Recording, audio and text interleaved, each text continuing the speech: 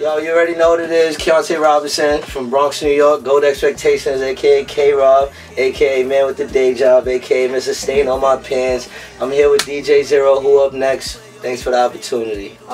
You could just basically start off how you fell in love with hip-hop and how you grew up listening to hip-hop. How was it for you? Okay. To be honest, what's crazy is like a lot of people talk to me about hip hop, but I really feel like one of my main influences was like 90s R&B. Like, you know what I'm saying? I grew up in a household, my mom cleaning, mopping the floors, New Edition, Boyz II Men, you know, stuff like that. Water Runs Dry. But if I had to pick like a hip hop artist who definitely influenced me growing up, it had to be Most Def, Q-Tip, Tribe Called Quest, all that, you know what I'm saying? Like, definitely Tribe Called Quest, like, Bonita Applebum, that was my stuff. I was like, like, Bonita Applebum. I didn't even know what I was saying. You saw the plaques, right? You saw the plaque up there? Yeah, for sure, yeah. That's I tell Rob every time, like, yo, that's that plaque, I need one of those. I'm about to make a remix or something. Yo, you should, yo. Word, that beat is always fire. I freestyled on that beat before, a long time ago. And where you grew up at? Bronx, New York, 10 minutes away from here. We on Metcalf right now. I live on Boston Road. I've been there my whole life. I moved to Virginia for 3 years when I was like 11. Virginia Beach. Virginia Beach. I got like family out there. My mom lives out there. But originally, straight New York, you know. Been here, might be here my whole life. That's how I was looking. What made you come back to the city? I was really young, so it was all my mom's decision, you know what I'm saying? She had to take care of things. Like, I never wanted to leave, so, you know what I'm saying? I just remember being sad leaving and being happy coming back, you know what I'm saying? Like, it's mad quiet in Virginia. Too quiet. Too quiet. You hear the bugs, like, talking English, like, you know what I'm saying? Like, right in your ear and shit, like, it's annoying. And, excuse me when I get lost like this sometimes. It's fun. You grew up in the Bronx. You start listening to 90s R&B, right? When do you start writing your raps down? Is it raps or is it poetry? It depends. It really depends. Lately, because ever since this whole label thing, like, you know, I gotta have my music that's kind of like for the people, and then my music that's like, you know, personally for me. Like, when I started writing music, it's just pure experience, you know what I'm saying? Like, so it just started as poetry. Like, I didn't start putting my music on beats till like 10th, 11th grade. My man's just like, yo, like, that's kind of dope. You should maybe try that on a beat. But it's strictly poetry, you know what I'm saying? Before the beat is a poem, you know what I'm saying? Like, I feel like when you find a beat, it's more like, all right, this is what I gotta write to. But before you have a beat, you just got a pen and page, and it's like, all right, what am I going through? You know what I'm saying? So it's all poetry at the end of the day. Like, whether it's a poem or rap, it's poetry. And what experience you first started rapping about? Your first experiences? First experiences was probably I think the first thing I ever started rapping about was like my stepdad. Like, I had a terrible stepdad, like terrible, abusive. You know what I'm saying? Just beat the shit out of me whenever he could. Yeah. You know, that shit took a toll on my brain, like, till I was probably like 16, 17, you know what I'm saying? So I think that was probably like the first thing I ever started writing about, and then I just told myself, like, yo, all this negative, like, what about the positives you got out of it? You know what I'm saying? Like, everybody talks about their experience, like, experience either bring you down or it uplifts you, you know what I'm saying? And I told myself, like, if I'm gonna have a voice, then I'm gonna use it for the positiveness, you know? And when do you start first taking yourself serious as far as recording music? Recording music? Yeah. I would say probably around 2012 was when I did my first freestyle. Okay. I did the Rich Niggas, the J. Cole. Okay. Man, long ago. I think it was on Born Center or some shit like that. But I did that, and I heard it, and I was just, everybody told me, like, yo, you got the voice for it. Like, the lyrics ain't there yet, but your voice, like, you know, you barely have to even touch it. Like, so after that, you know, I just took heed to the advice around me. Like, you know what I'm saying? I got a talent, go with it. Like, I have 3 older siblings. All 3 were talented in their own. I got one brother that's like so crafty with computers. A nigga would turn a computer into a fucking car. You know what I'm saying? Like, easy. My older brother, he could draw the shit out of, like, he could just sit here and draw all of us right now, perfect to the T. You know what I'm saying? Did he do the artwork for you? No. Okay. No.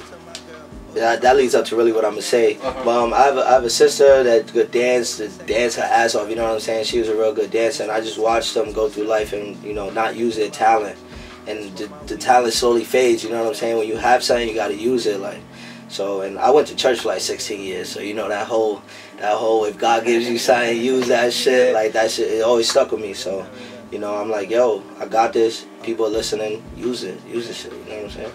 You mentioned J. Cole earlier. You rapping on that freestyle. I put you in that category of J. Cole and that conscious rap.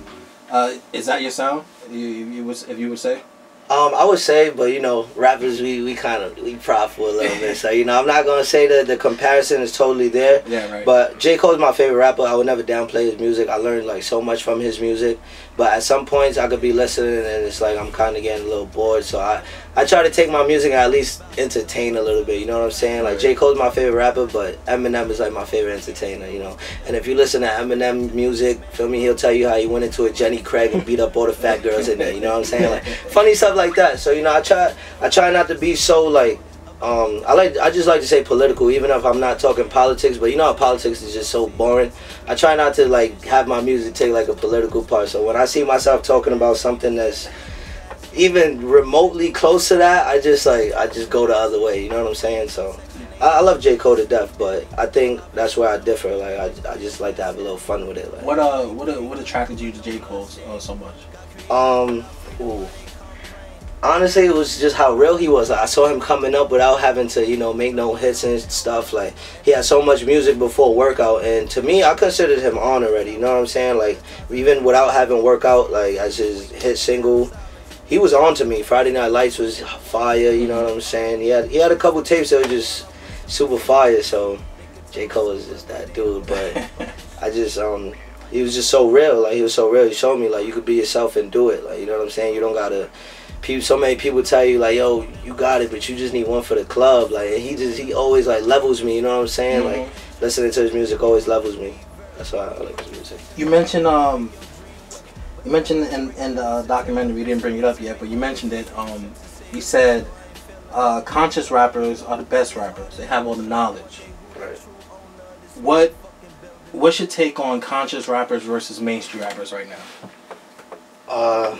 My take on conscious rappers versus mainstream rappers. I mean, I feel like there are conscious mainstream rappers. You know what I'm saying? Like, I would say Mac Miller sometimes has a conscious sense to him. He's like really mainstream. You got to show on MTV. You don't get no more mainstream than that. You know what I'm saying? J. Cole's mainstream. I feel like he's a conscious rapper. But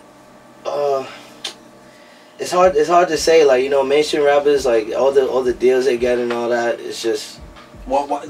People are making them mainstream. That's you know what I'm saying? That's what lead to the why are not all the conscious rappers getting all the, not all of them, but some of them not getting all the spotlight. You know what I'm saying? Like, they deserve and it should. Right. And we got the other rappers, the mainstream rappers. You know what I'm saying? I feel like it's all about the generational sound. It changes. History repeats itself. Some things are in and then it's out. But I always say this saying that I tell my friends, like, no book goes unread. You know what I'm saying? So you can have your mainstream rappers, but that don't mean that people don't listen to the conscious rappers. You know what I'm saying? Like, everybody's gonna be heard. No book goes unread. You know what I'm saying? Everybody's gonna be heard if it's not once or twice. You know, and if people like it, people are gonna like it. But the thing that separates mainstream from like regular conscious rappers is really just the label you under. You know what I'm saying? Like, what deals you sign, what they make you change. But other than that. It's really no difference. Do you think you could be a mainstream conscious rapper? Do you think a conscious rapper will be the guy on top? Because right now, no offense, I think 6ix9ine's on top as far as the rap game is concerned. For sure. Do you think, you know, another conscious rapper could take his spot or be the guy in the spotlight? You think you'll ever get to that point again? I mean, the thing about 6ix9ine is, like, you know, I have my doubts at first too. Like, it's all about longevity at the end of the day. You know, hits is cool and all. It's all about longevity. But you know, he every time he takes a turn, he proves people wrong. And you watch 6ix9ine's interviews, and he's not a dumb person. You know, he's a smart guy. Like, he sees setups from miles away. Like, you know what I'm saying? I respect that. Right. As much as the music is crazy, we was just talking about Kodak Black. You know what I'm saying? Like, he got songs that people really like vibe out to, don't really listen to. It's because the beat is so hard. But if you listen to what he's saying, it's some powerful shit. You know what I'm saying? And 6ix9ine is the same way. Like, the music doesn't really demonstrate how smart he is. So with him to be on top is likely. For a conscious rapper to be on top is more likely, because, you know, longevity is definitely a thing. When you're a conscious rapper, I don't even like to say conscious rapper. I gotta, like, just a conscious person. Like, you know what I'm saying? Like, when you're a person who doesn't really like deal with ignorance, like, you know, you taking the information that you need, you use it. You don't take the information you don't need because you know you can't use it. You know what I'm saying? When you move the right way, when you when you fall in line to become a leader and things like that just it puts you ahead of the pack, like, you know what I'm saying, without being said. Like, whether, you know, 6ix9ine, if people say 6ix9ine is on top of the rap game right now, it might be just the energy he give out. But if you look at it from like a more in depth, it could be somebody else. You know what I'm saying? That's just more low key.